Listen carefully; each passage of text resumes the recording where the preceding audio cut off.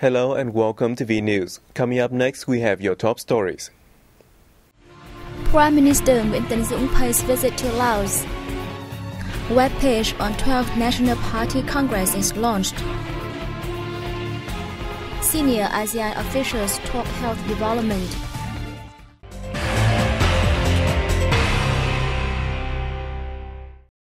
Prime Minister Nguyễn Tấn Dũng held talks with his Lao counterpart Thongsin Thamavong in Vientiane on September 14th, focusing on a range of measures to step up multifaceted cooperation between the two countries.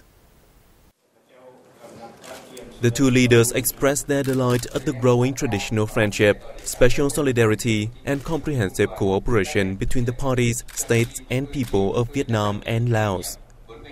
They promised to work together to effectively implement the new trade agreement and the agreement on the cross-border trade of goods and services, while seeking to increase trade to $2 billion in 2015. The Lao Prime Minister expressed his belief that the commencement of the Kali salt processing project in Laos Kham Muan province would bring pragmatic benefits for the two sides, especially in economics, trade, investment, labor, and technology transfer. Prime Minister Dũng confirmed that Vietnam will coordinate closely and offer the utmost assistance to help Laos fulfill the role of ASEAN chair in 2016. After the talks, the two prime ministers witnessed the signing of a governmental memorandum of understanding on strategic cooperation in transport from 2016 to 2025, with a vision to 2030.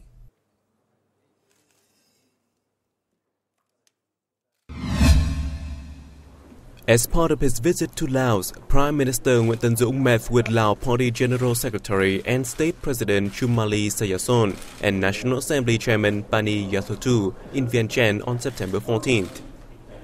At their meeting, both sides said parties, governments, national assemblies, and peoples of Vietnam and Laos always treasure and give the highest priority to consolidating the traditional friendship, special solidarity, and comprehensive coordination between the two countries.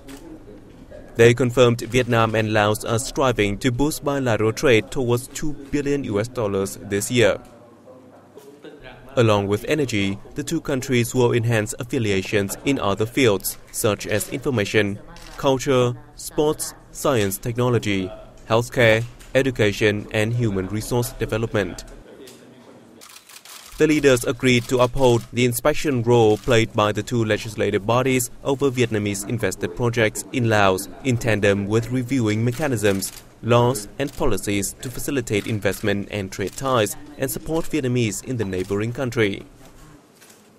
They discussed a number of international and regional issues of mutual concern.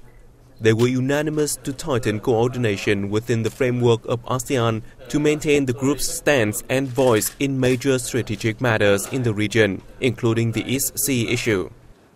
Prime Minister Dũng reiterated Vietnam's willingness to help Laos successfully assume the ASEAN chair in 2016. Also on September 14th, Prime Minister Nguyễn Tấn Dũng met representatives of Vietnamese business people operating in Laos. The Prime Minister praised the community efforts that make Vietnam the second largest investor in Laos.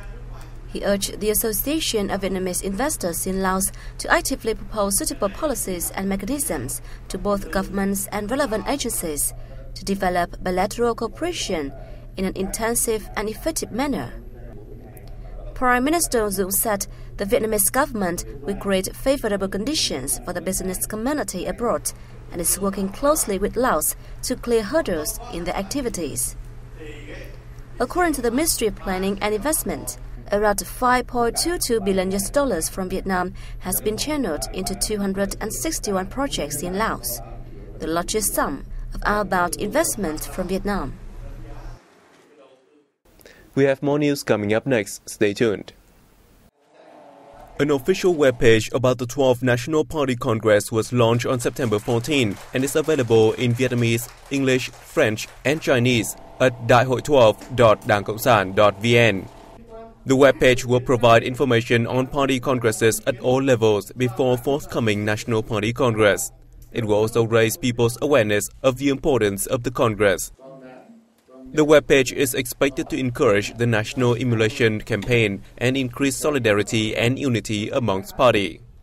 It will also help to build up the people's trust in the party leadership and the country's renewal process, which was initiated and directed by the party.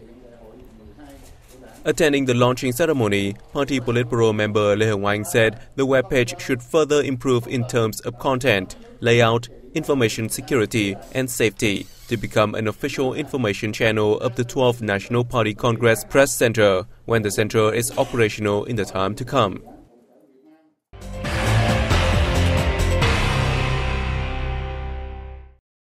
As part of his working visit to the UK, Chairman of the Hanoi People's Committee Nguyễn Thế Thảo met with Lord Mayor of the City of London, Alderman Alan Yarrow. Vietnam News Agency correspondents report from London. At the meeting, Chairman Thảo briefed his host on a master plan for developing Hanoi until 2030, including the project to build a financial center in the Vietnamese capital city. Thảo voiced his wish that the mayor would help foster cooperation and support Hanoi to lure foreign investment in developing the Hanoi Financial Center, as well as to develop the financial market. For his part, Yarrow expressed keen interest in the Hanoi Financial Center, affirming that London is willing to give advice to Hanoi on the development of the institution. The visit is part of Hanoi's plan to foster external relations in 2015. During the trip, the Hanoi delegation also took part in the Vietnam Discovery Festival held by the Vietnamese Embassy in the UK.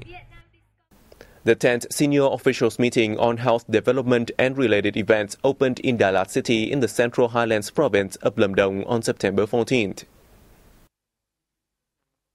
The 4-day event drew over 100 health experts from ASEAN, China, Japan, and the Republic of Korea. Health Minister Nguyễn Thị Kim Tiến said one of the important tasks for the senior health officials is to discuss and come to agreement on an ASEAN health cooperation mechanism for 2015 to 2020. She urged the participants to put forth new cooperation mechanisms to bring benefits for the people and contribute to the building of a people-centered ASEAN community. Other important issues under discussion include ASEAN's health development program, strengthening healthy lifestyles, addressing disease risks, enhancing medical systems, access to healthcare services, and ensuring food safety. The Chosun University in the Republic of Korea has hosted a workshop for local and foreign students, together with experts, to explore the career and thought of Vietnam's late President Ho Chi Minh.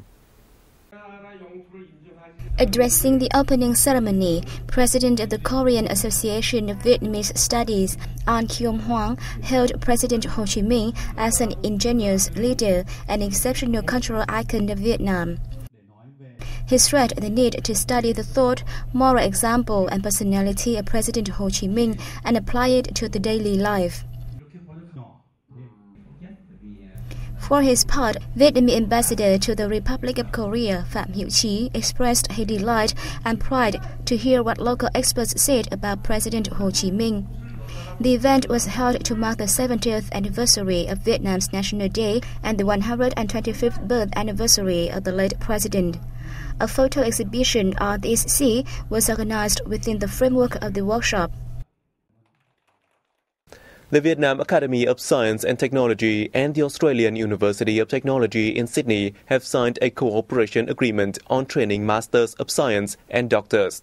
Our correspondents report from Sydney. The deal was inked by Professor Dương Ngọc Hải, Vice President of the Vietnam Academy of Science and Technology, and Vice Rector of the Australian University of Technology, William Purcell. Under the agreement, each side will annually train free of charge for the other up to 10 Masters of Science and Doctors of Science in the fields of mechanics and automation, information technology and communication, environmental technology and energy. At first, we will join hands in training Masters of Science and Doctors, and then researchers from both sides will conduct exchanges and collaborate in joint projects researches, with finance sourced from each side or international funds. Speaking after the signing ceremony, Hai applauded the student exchange program, saying that it opens up opportunities for joint research by the two institutions in the coming time.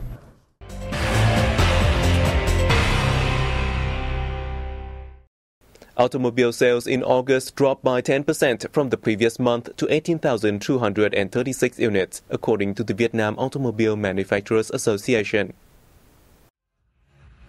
As many as 10,309 passenger cars were sold in August, down 11.5% from July. Meanwhile, the number of commercial vehicles fell 8.8% to nearly 7,200.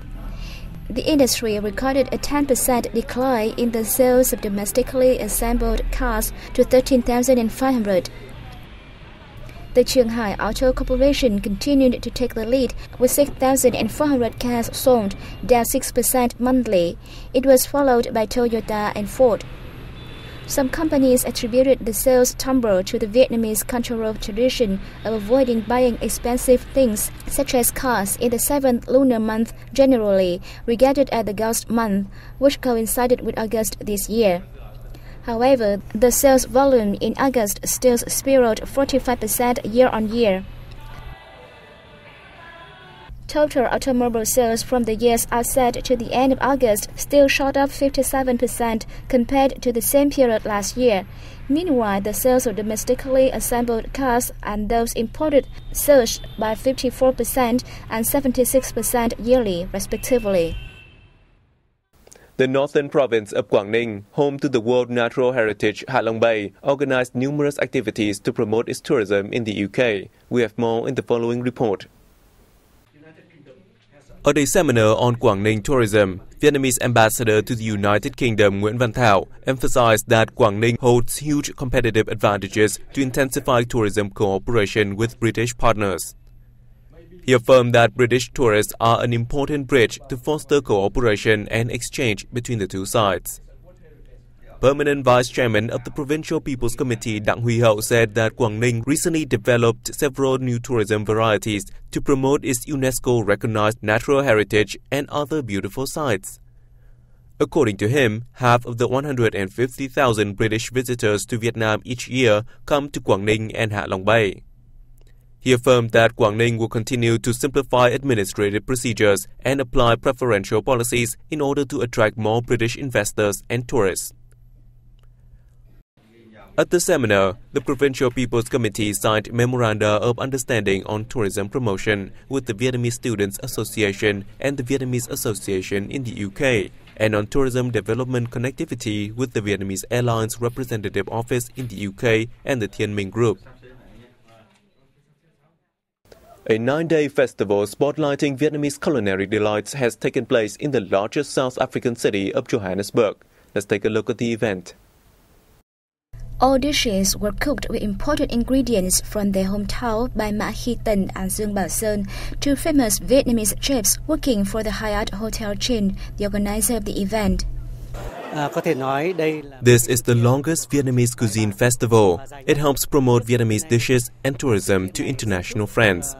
This activity will also contribute to expanding trade ties between Vietnam and South Africa. Hyatt Hotel's representative Andre Troy said the company had planned to promote Vietnamese cuisine for a long time.